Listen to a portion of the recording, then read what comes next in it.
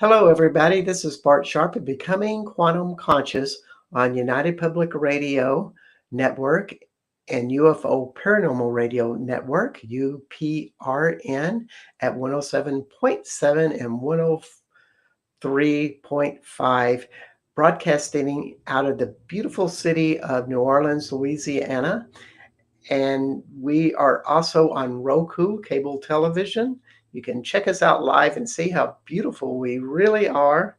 Or you can go to the UPRN website, YouTube, Facebook, and other platforms out there to catch into this show, or just simply hear us on the radio out of New Orleans. But I am not out of New Orleans. I'm out of Austin, Texas, which is quite beautiful out today. We're the envy of the United States, I suppose, with all of this warm, clear, sunny weather, just perfect for getting out there and getting a suntan. So today we have Paul Hubbard out of Holographic Sound Healing. Welcome to the show, Paul. Thanks, Bart. Great to be here. Yeah, I've known Paul for quite a while, and you've been doing sound healing uh, forever. I mean, you took it in 20, 30 years ago. I actually began in 1991. Wow. So it's been a while.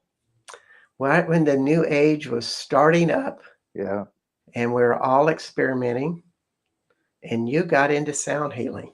I did. And what brought you? What started that sequence? Well, my background is in psychology, and I worked with families and addictions for many years. And in 1991, I got a message from Spirit. And the message was, if you don't start using your voice, you're going to regret it for the rest of your life. And I Wow. thought, well, God, it terrified me, to take that kind of a leap. But I did, and just got on the path. Yeah, yeah. And you've been on it. Of course, Paul is in North Austin, and I am in South Austin. But he has been a leader in the community here, but also worldwide. You told me that you are preparing to go to South Africa to teach classes there. I am. I've got two trainings coming up in April of this year, one in Johannesburg and one in Cape Town. And it's a certification training teaching people how to specifically use sound holographically or multidimensionally, it's a very unique approach to sound healing. Well, that sounds really intriguing to say sound healing multi-dimensionally. Can you give us a little bit more juicy information on that? Sure. Um, the holographic sound, it's very specific in that it's different than other sound healing modalities and experiences, in that we take and we blend sound with sacred geometry.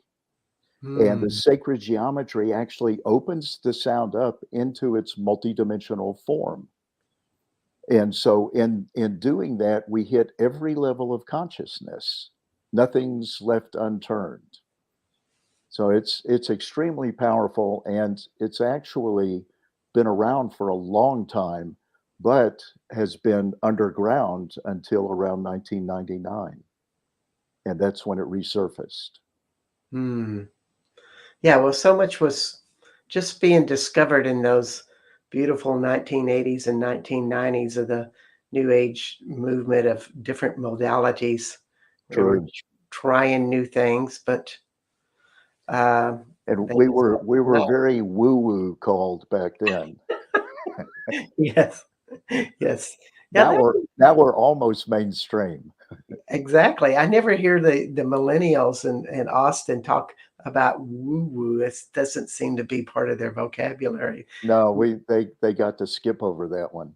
Yeah, yeah, because I meet all kinds of people in Austin that have taken your courses, and you use crystal bowls I do. for yours. I do. See, And one of the beauties is that in the holographic sound, I teach about using the voice for healing purpose, along with the geometries. And the thing about the voice is that it's the most powerful instrument that we have available to us. I mean, there's virtually no limitation as to what we can do. It's a living instrument. And that's the beauty also of the crystal bowls, is that they're living energies. It's a living instrument because the crystal, it grows, mm, it shifts, it changes.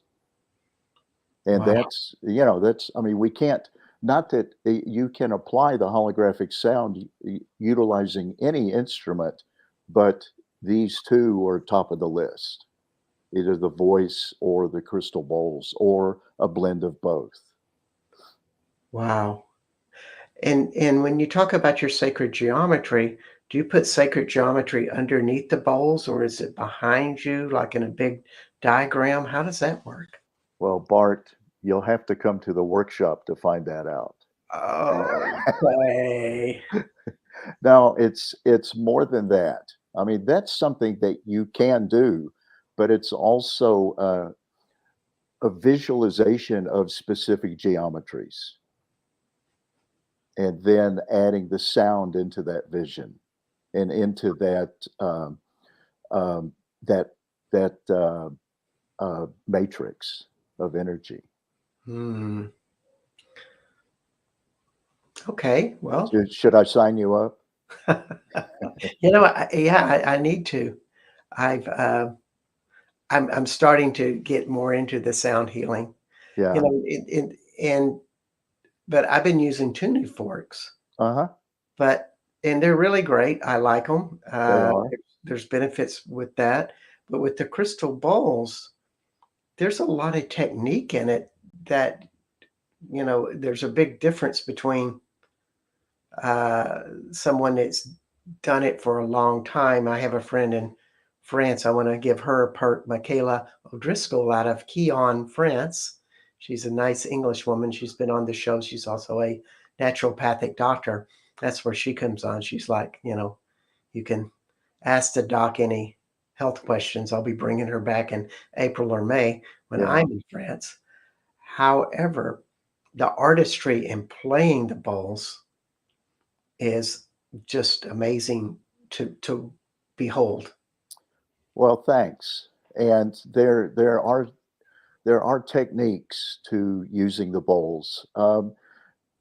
You can simply start out and just gonging the bowls, or dinging them, or gently playing them, and but there's so many different nuances that you can use to create different aspects of the sound.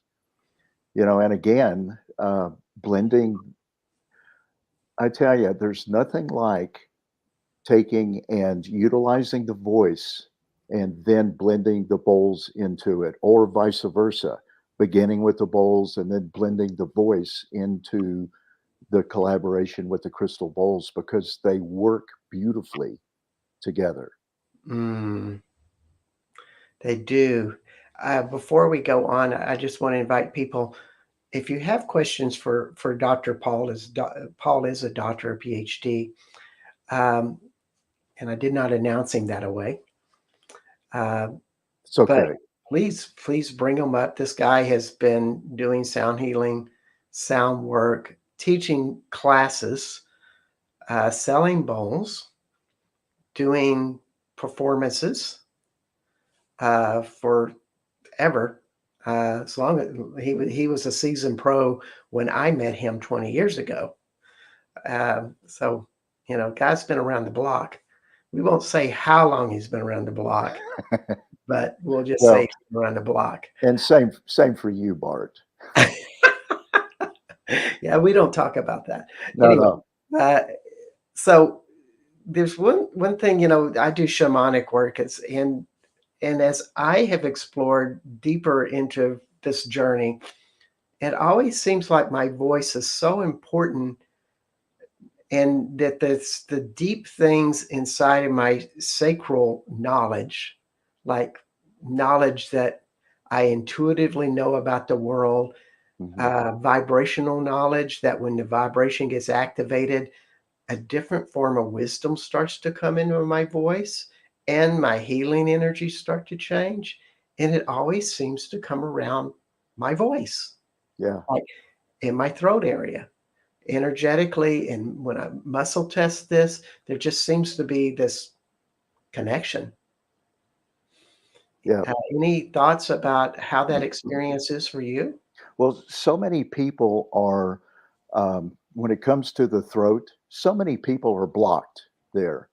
And my experience, that much of that is coming from past life, Mm, because back, hundreds of years ago, and, occasionally we may still see it, but particularly hundreds of years ago,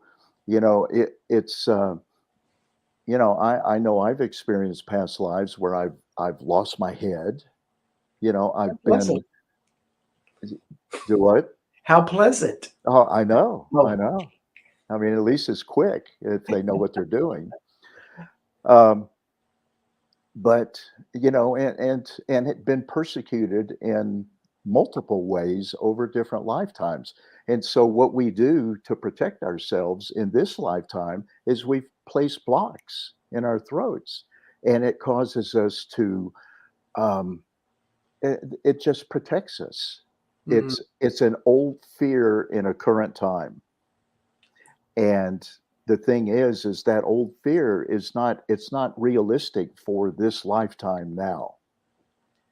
And so, part of the work that I do as well is assisting people in dissolving whatever those blocks are so that they can begin to open up more and more. And a lot of times people will, in this lifetime, develop experiences where they continue to reinforce that blockage. Like I've run into people, men and women, where family members will criticize them for using their voice. You know, um, it's like, oh, please stop singing. That is terrible. Or as children are to be seen and not heard. yes.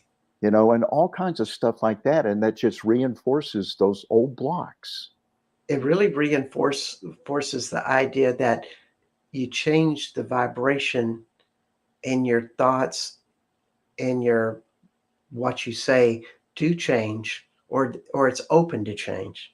You Yeah, still have to break the habit, like if you're gonna not be an alcoholic, you're gonna no longer go to the refrigerator for a beer. right, right. But Uh, it does open. You open that stuff up. yeah, and that's imperative because I just did a training a couple weekends ago here in Austin, Texas, and I had 28 people at the training, and half of them, and maybe more than half even, have that resistance within their throats, within their voices. And so that's one of the first things that we begin to go through to shift, to dissolve that. It's like acknowledging and recognizing that it has served a purpose for us for many, many years, but that purpose it's no longer useful for us. It's time to let it go and move forward. Mhm. Yeah. How do you find that out that you see that so many people are blocked when you're in a class like that? You ask them, and they tell you. Because when they start understanding more about what they're going to be doing in the training, it's like, oh no, you mean I'm going to have to use my voice? Wow. So when we get to that point, it's like, well, yeah, because it's the most powerful instrument that you have available. So why do we not utilize it? And besides that, if you're ever going anywhere, you've always got it. You don't have to Exactly. carry something else with you. It's there with you all the time. That's wonderful. Had the bowls made your voice stronger, through this process? I mean, They actually do. Um, the bowls will help to give a baseline that you can use as you blend the voice in. hmm, So they, it's kind of like a supportive friend, you know? mhm. I guess it would have a lot of applications too. So if I was a salesperson and I was doing holographic sound Hmm. and singing, I might have a just a better voice that might be more powerful, therefore more convincing to make sales or something like that. Well, that's true. Absolutely. Any way you can reinforce your voice, it's going to help you in every aspect of your life, Wow. bar none. Um, one of the things that I talk about a lot in the training and give some very basic techniques, and that's doing and exercising your voice Hmm. because your vocal cords and throat, your body, how you bring out sound, it's it's using various muscles that if they're not strengthened or warmed up, you're not going to get as good a result. It's like if you're a skier and you go up on the hill and you don't stretch first, and I've experienced this personally.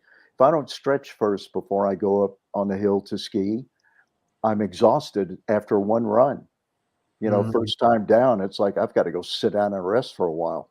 If I stretch first, then I'm good for the whole day. And it's the same thing with the voice. If we will warm the voice up and stretch those muscles out, and what's really beautiful about that is that we feel better about ourselves. Because when we vocalize, it's like, oh, I don't sound so bad after all.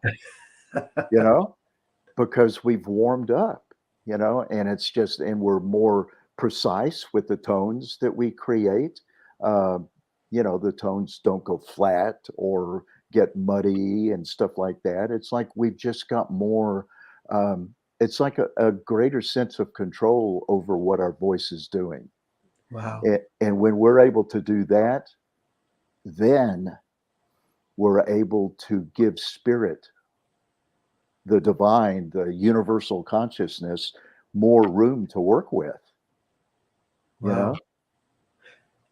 Do people that are professional musicians and singers come to your classes just to Abs- improve their yeah, voice? well, yeah, absolutely. Not just to enhance their voice, but to learn more about particularly the how to blend the voice and the geometries. Because a musician can take the geometries and utilize the whole experience and the techniques in gigs, in their performances with their instruments, and it further enhance the entire experience and with the audience Wow. because they can further energize the audience with the geometries and the experience of holographic sound. So it's very multifaceted as to how we can utilize this energy. Yeah. Yeah. When I saw you, this is a few years ago, you were doing a performance in a church Uh-huh. and you were summoning in angels. I Uh, was that and do still do. still do. Those How, guys those guys are helpful, They're good. I also work with a group of masters, fifth dimensional beings known as the Hathors. yes. And these are extraterrestrials. You may have talked about them in other shows or something, but these guys are amazing. They're known as masters of sound and love. And they're in such pure, beautiful balance. And a little known, actually, it's becoming more known now, but they were very revered in early Egypt.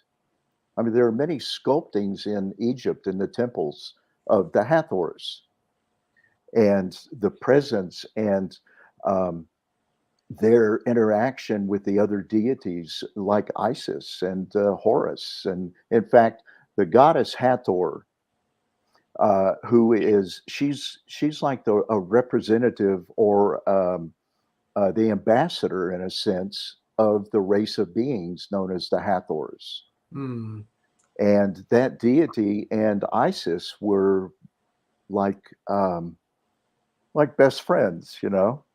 Yes, yes. I always had the feeling that they were more extraterrestrial as opposed to being a god or a goddess. Oh yeah, they are definitely. It's a little misunderstanding, I think, in those early Egyptian days that because they were so much more elevated than the average person, they looked upon them as gods or goddesses. But Yeah, truly, they're extraterrestrials that have a sense of physical and spiritual technology far beyond what we understand. yeah, yeah. And this is just so it's beyond coincidental. You've been a tour guide for many, many years in Egypt, I going to have. sacred sites. Um, what is some of the evidence that you've seen with Egypt and sacred sites and Well, healing? in 1999 is when I led my first group to Egypt, and it was pivotal because my return from that first trip, that's when and I've been working with these guys, the Hathors, for several years, but they really stepped out after that first trip to Egypt, and they much of the holographic sound work was downloaded through them and through some of the other ascended masters and archangels, Wow. and that's where the holographic sound work came from, is through these guys, you know. So they kind of opened you up to this reality by being at these sites. Is that what you're saying? Absolutely. It was pivotal for me. And the sites, you know, people think they've gone to Cairo and see the pyramids and they've seen Egypt. Not at all. Not at all. And I'm sure you can understand that too with the work you do with Mary Magdalene. You know, it's like you go one place and you think you've experienced it, and it's like, no, no way. The temples are off the charts, phenomenal. I mean, the energy's there, the experience is there. That's where people really connect, is in the temples. And the trips, I always include a 4 day, 4 night cruise on the Nile. You know, Wow. so we're cruising the Nile and we dock every day and go out and visit different temples.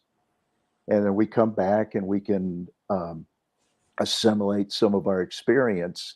And I always will do, I always take a few crystal bowls with me, and we do sound meditations in the specific temples. And it's extraordinary. I mean, I guarantee, and I always tell this to everyone that goes on the trip, I guarantee you will have a transformation. I guarantee that the you that returns will not be the you that started out. You Mm. know, that you will be a new and different person when we return. The vision I get when you say that is you're not the first person to do that, but they were doing sound activations with various instruments for 10, 20, 30,000 years in these very temples. Oh, absolutely. Yeah. And if it's not the very temple, it's the temple that was there prior to the one that's there now. So all the temples are built on vortexes. And the thing about it is that over time, if they're not utilized, the sand comes in and covers them up. Wow. And then the next generation or generations of people that come in, they go to the vortex, and it just so happens there's a temple under the sand, and they build another one on top of it. This happened in a temple known as Abydos, And Abydos, originally, that particular temple, it was built by Ramses the First, started by started by Seti the First, and finished by Ramses the Second, his son. And that temple, it's an amazing temple, and beneath that temple is another temple, and that underneath temple, which they refer to as the Osiris, that's where the flower of life is found in Egypt, Goodness gracious. is at the Osiris temple, and that dates back to around 11 or 12,000 BC, that temple, the older one. One could think it could possibly be much older than that. It could be. It I could mean, be, but the point is that it dates back to Atlantean times. yes, it does. It dates back to those last years of Atlantis, at least. Now, Yeah. the Sphinx, even further than that, the Sphinx is about 17,000 BC. Wow. So it's been around a while, Oh, wow. a while. Yeah. And that's just amazing stories. Do you ever see? I mean, as I've studied Egypt, which I'm not nearly in your experiences, but I've never seen any evidence of where it began. Like it's just been this continual culture, but nobody knows the origins. Well, true. There's a lot of lost time. We experienced, that our Earth and consciousness operates on about a 26,000 year cycle, and divided into 5 parts, which are about 5,200 years each. And around that 5,200 year point, there's always some cataclysmic experience that happens on Earth. Hmm. And the last one that we experienced was the Great Flood, the stories around Noah. And that's around 8,000 BC. Is that right? No, it's not. No, it's not that far back. Okay. It's around 4,500 BC. All right. And then the one previous to that, which is the final days of Atlantis. And that was a milder ice age that occurred. About half the US was covered in ice at that point. And do you have a date on that? Around 11.5 BC, Okay. somewhere right around there, around that time. Who knows for sure, you know? Yeah. Yeah. But that's 5,000 Yeah, 5,000 year window there. right. Wow. So it was around 10 or 11 BC is Okay. that ice age. And I mean 10 or 11,000 BC. Wow. And those were the last days of Atlantis. And then things kind of went underground. If you go through the Western Desert in Egypt, or um, in the Arabian Desert, you'll find seashells in the sand. That was all ocean at one time. Indeed. And And Sahara was a grassy green field. yeah, well, after the ocean, yeah, Yeah. or Wow. before the ocean. I don't know. I don't know. Just one more question about this. With that is like, so there's a lot of theories about the Egyptians using, or the ETs, maybe both together, a sound vibration to lift those big heavy stones up. Yeah, definitely. Definitely. Extraterrestrial technology using sound Mm, to move the energies. And when I talk about this particular kind of technology, it's not like the computers and stuff like that we're familiar with. This is more of a what I call spiritual technology, and it's utilizing the elements of the universe mm, to create the and manifest the sound in a manner that will move physical uh, pieces. indeed. And not just some of the little experiments that we see on YouTube and Instagram and stuff like that, where they're making little BBs rise. It's similar, but the thing is it's so much further advanced. I mean, those stones are, we still, I don't believe we can actually recreate the building of a pyramid the way those pyramids are built. The stones themselves would collapse the mechanical pieces that we use to build because they're so heavy. And the crazy thing about it is that they did not even come from around the area where the pyramids are. Wow. They those particular stones came from all the way south around a city called Aswan, which is the further one of the furthest parts of the Nile, furthest southern parts of the Nile, and that's where those stones came from. Wow. So how did they get them?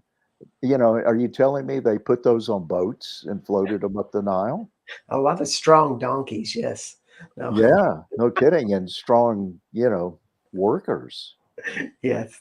Well, we're at the midpoint of the show, and I must tell everybody you are with Dr. Paul Hubbard, sound healer, holographic sound, and you can find his website at, I want to make sure I get this right, holographicsound.com. And you can see all of his classes, tours, all Eh, about his life and discoveries. It's really a great website. And you can tell that he's been at this for a while because who would get such a prime website title as holographicsound.com? It's, you're so fortunate. And you are on United Public Radio and UFO Paranormal Radio Network, 107.7 and 105.3, broadcasting out of New Orleans. And also, we are on Roku.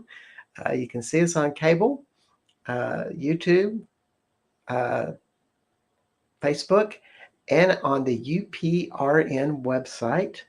We're available in many places. And my name is Bart Sharp, and the show is Becoming Quantum Conscious. You can find my website at bartsharp.com. It's really quite simple. And so we're just playing with Dr. Paul Hubert, um, Hubbard.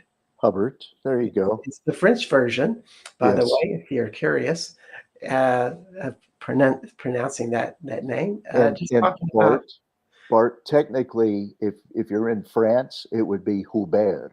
Hubert, of course. Oh, Paul Hubert, we have on the show today. Yes, uh, yes, we love it. And it's just amazing because you've been doing this tour guide stuff in Egypt and learning so much about that culture, as well as sound healing. Um, so, how do you think that? What are some of the things that in your many years of doing this, of how you've seen people change? Well, in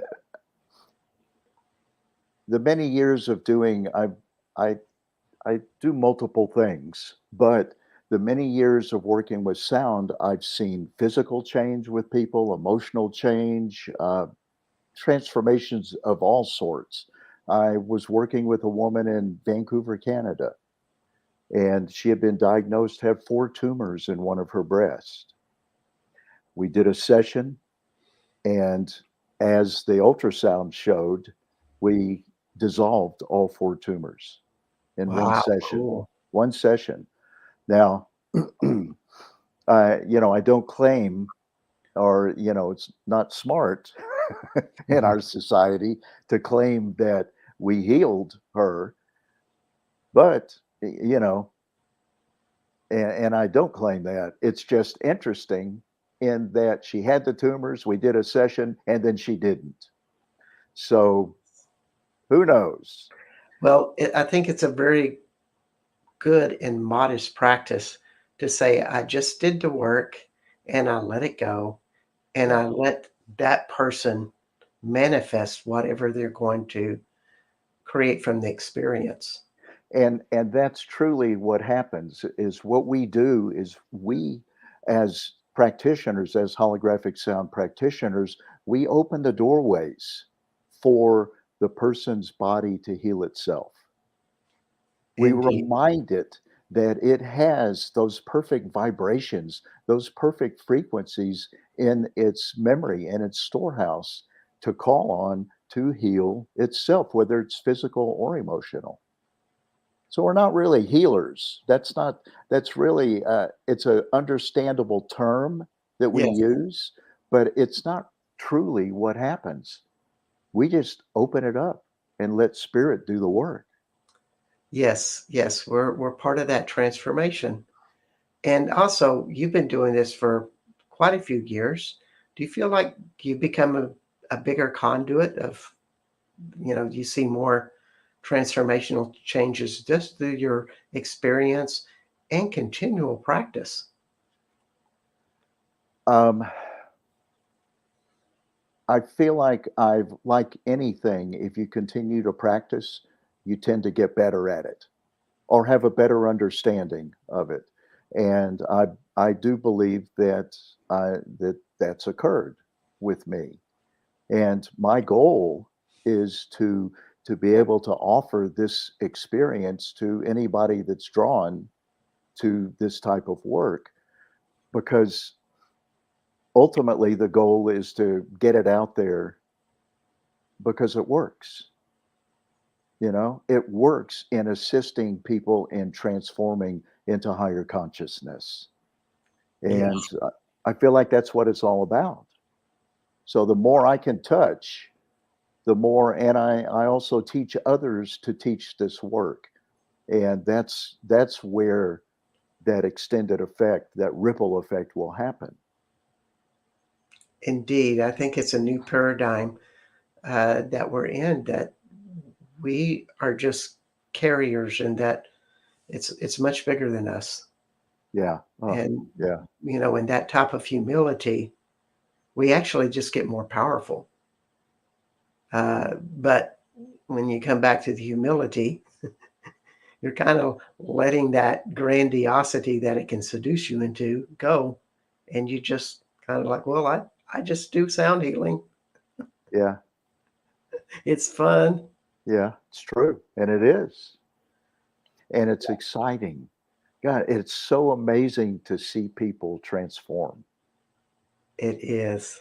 And I see that in the direct work with people and with groups. I see that in the Egypt journeys.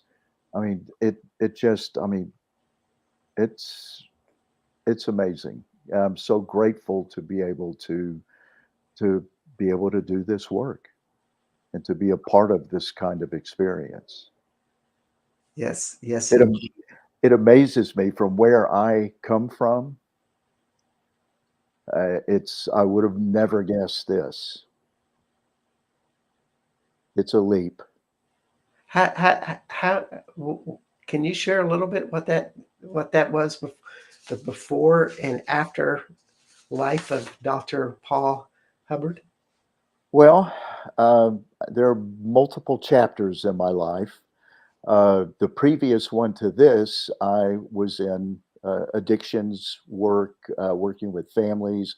I used to run treatment programs. I lived in Los Angeles for 17 years and ran programs accordingly. I was we had several hospital programs throughout Southern California, and along the way, after the sound came in, within a few years, I was guided to let that go and to move on, which is what I did. Now, previous to that, when I was much younger, I had my own trials and tribulations.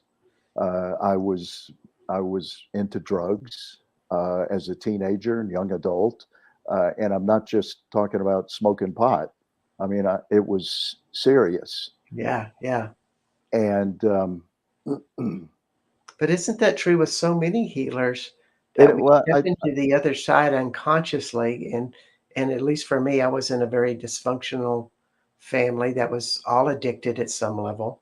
right, But I chose all of that yeah, just so I would get my feet plenty wet in that paradigm, and it gave me the choice of either staying in that boat, in the addiction, or this huge impetus to just jump out and be something else Right. is a great motivating force. True. And it seems for me, everything that I end up working with and teaching about, I've had to experience it first. That's kind of like how the universe works with me. It's like, oh, great, we've got another one. Yeah. And to give you an example, I'm also certified in grief recovery. So that's one of my specializing arenas is grief recovery and working with the belief system. And of course, when it comes to grief, I've lost. It's not just losing people. I've had to declare bankruptcy back in the 90s. Mm. What a loss that was. Relationships, and of course, death. I've lost many, many family members.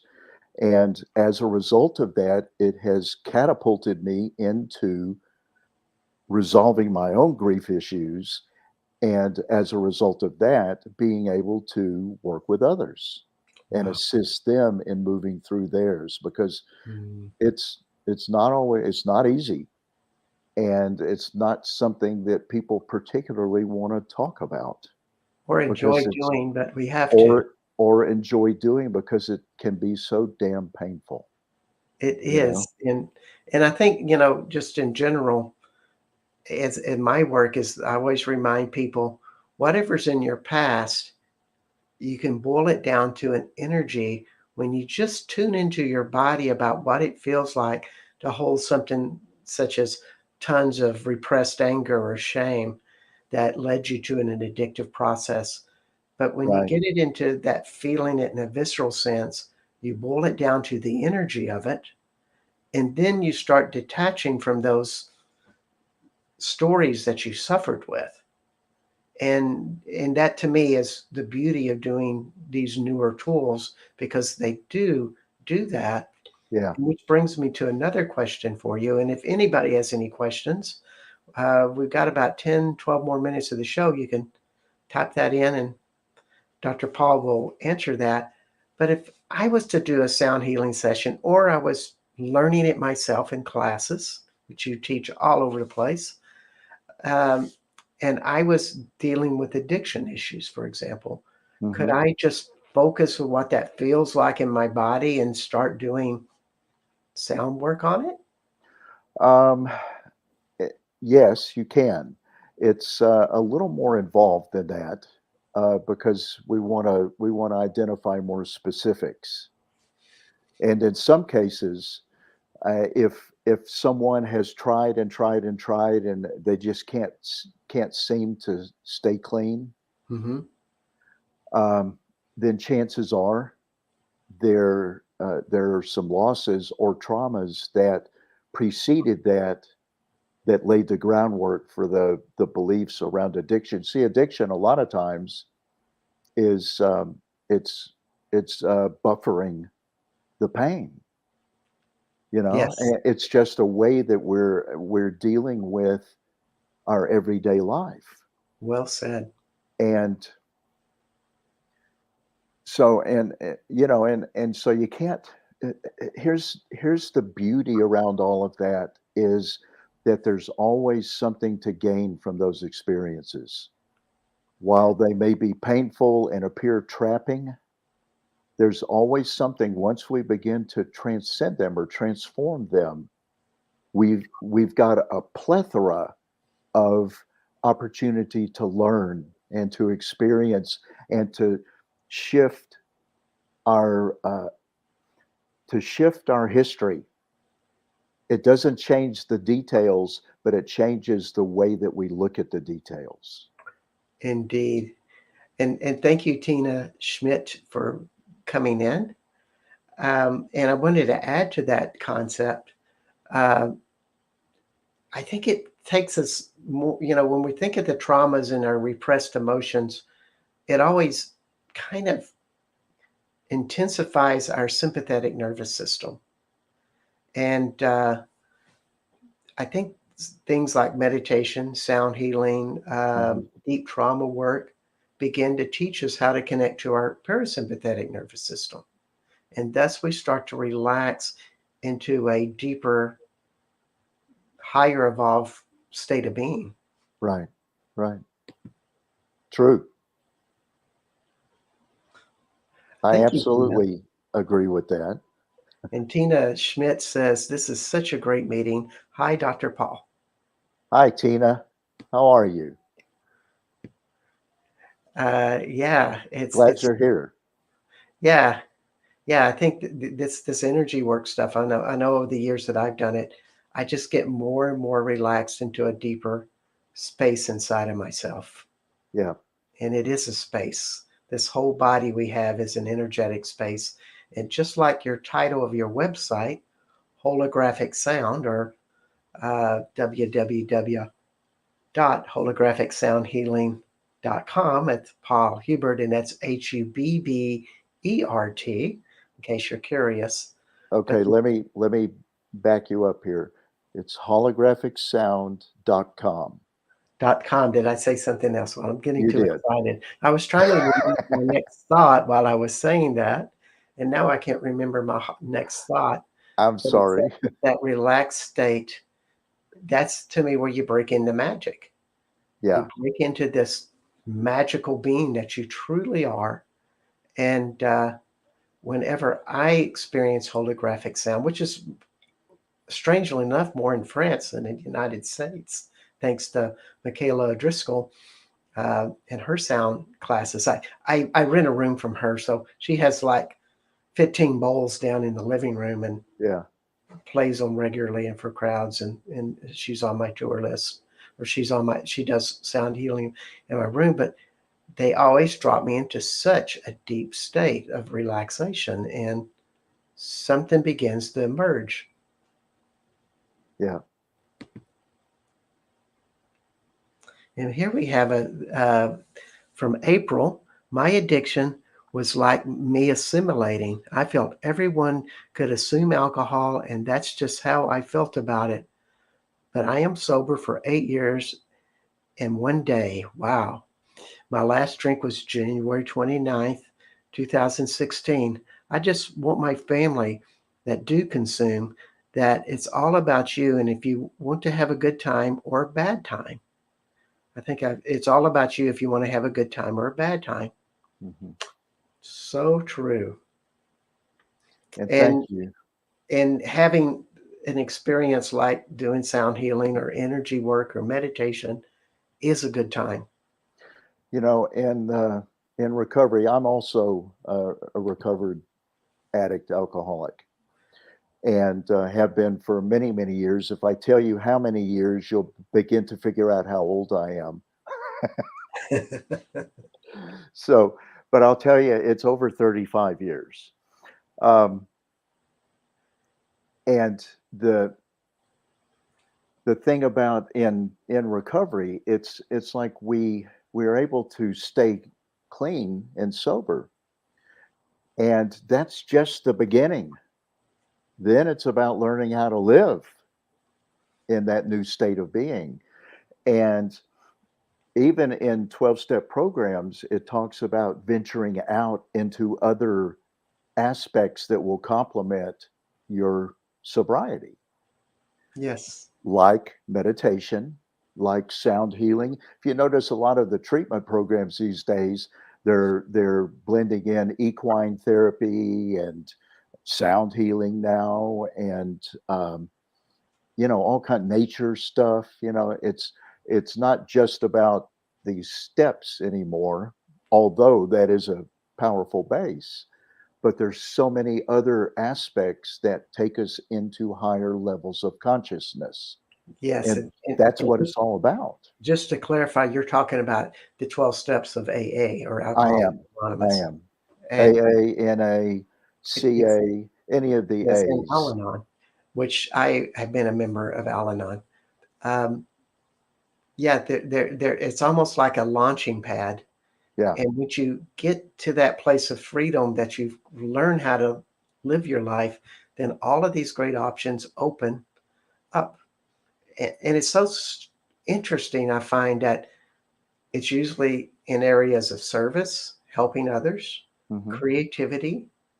It's always something that helps you expand. So if you're out there looking to change and you're going, well, I don't want to do, what's right for me, you simply want to listen.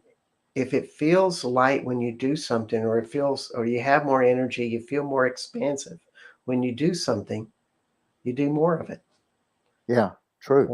And you got into sound healing and thought, oh my God, this is amazing. Yeah, I like this. Yes. How many And, lifetimes have you been a sound healer, and Dr. Paul?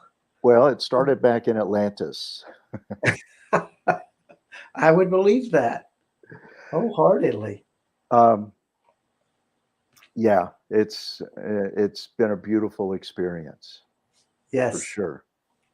it has. And when we start to acknowledge that we've been these people that have done this, to me, it makes the world a better place. Or it's like being on Earth is really great Yeah, because there's all of this variety to do things.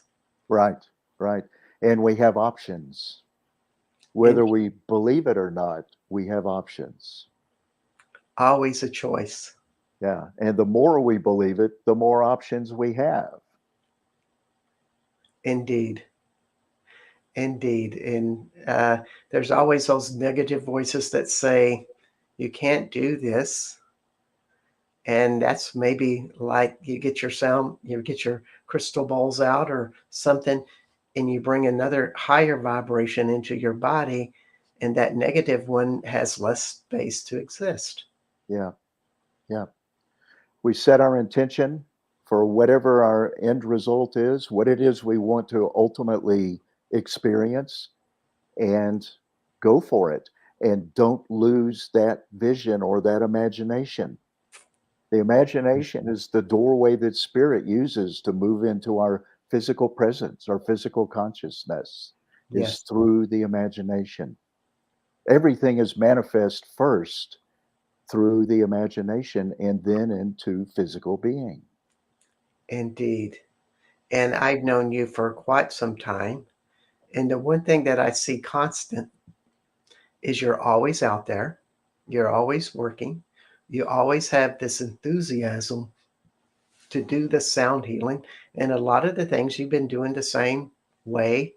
You have the same crystal bowls, Uh-huh. or, of course, you sell it. Close, If you want to buy crystal bowls, Paul is a great guy to buy them from. very unique. I design my bowls and then have them made to my Wow. design. Yeah. So it's all of this enthusiasm that continually expands. And you've been doing this forever, which, it's more than that. Well, I've been doing this for lifetimes. It's always a choice that you're going to Mhm. continue to do something that nurtures you. True. Yeah. And so we're coming down to the end of the show. And so I usually give out the end credits, but I ask you a question to think about, and you're going to end the show by answering the question. What message do you give to the people out there listening today? As just a final reminder. And while you think about that, I want to tell everybody that you are with Dr. Paul Hubbert, Hubbert. after all these years, I know I say it and then I read this and I go, no, it's not Hubbard, it's Hubert. no, Okay, it's not so Hubert, it's Hubbert. it's Hubbard. That's right. So you were with Dr. Paul Hubbard uh, at holographicsound.com. That's where you can find all of his great stuff. And you've spent this beautiful hour on becoming quantum conscious. My name is Bart Sharp. You can find me at bartsharp.com or Mary Magdalene France Tours, which I have one more France tour in September. Otherwise, I'm booked. It's been a very wonderful summer with the tour business. Uh, Also, you are on United Public Radio Network and UFO Paranormal Radio Network on 107.7 and 105.3, broadcasting on YouTube, Facebook, and now Roku on cable television and on the UPRN websites all over the world. And thank you so much, Dr. Paul. And what parting words do you have for everybody? Well, first off, Bart, I want to thank you for having me on the show. It's been a wonderful experience, as Thank you. always. Um, my parting words are just realizing that you have a choice, that you are the master of the choices that you make, and know that God, Spirit, the universe will support you every step of the way. And just know that, and always intend for yourself the highest good, no matter what it is. And sometimes it's not always all that pleasant, you know. But the thing is transcending whatever that is will catapult you into your higher vibration. Mm, So indeed. just keep it up and do your very best to stay forgive when you need to forgive, and do your best to stay in balance and harmony and with as minimal judgment of others as possible. And always give yourself the gift to creating something cool in your life, whether it be holographic sound, shamanism, art, dance, having fun, being a great creator, Yeah, loving others. but because you are the creator. Indeed. You are the creator of your reality. And Wow. the sooner you recognize that, the sooner begin to experience and reap those benefits. Indeed. Thank you so much, Dr. Paul. And we'll see you next week with Shannon Gill with Aquarian Exposition. Are we there yet? Thank you Thank so you, much, Bart. everybody. Bye bye for now.